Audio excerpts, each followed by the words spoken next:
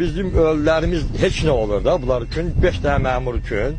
Yaxşı, əkilə bilməzsə, niyə bizə sənəd verilmir, niyə qeyri şəxslərə torpaqlar satılır?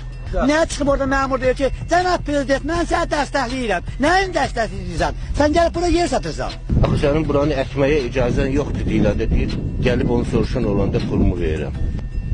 Ziya Məmmədovu işdən azad olunan kim gəlib Ucar rayonunu zəxt edib deyir, Ucarın başçısı da mənəm, prezidenti də mənəm, rəisi də mənəm. Belə şey olur. Deyirəm, mən də kəbirləm də orada. Deyir, yoxsa ləzgilərə icazə vermir. Deyirəm, o söhbəti eləməyin. Bizim bir prezidentimiz var, bir bayrağımız var. Bu o deməkdir ki, ləzgi millətini konkretli buradan hökumətə qarşı çıxartmaq. Onu da biz eləmirik. Yəni bizi pis vəziyyətdə qalmışıq. Heyvanlarımız qırılmaq təhlükəsi ilə üz-üzədir. Bu tərəfdən Ziya Məmmədov, bu tərəfdən də Zərdab rayon icra başçısı. 2 nəfərlə, 3 nəfərlə, 3 dənə rüşvətxorçuluq düşüb millətin canına. Bu millət nə etməli, yaşamalıdır bunlar.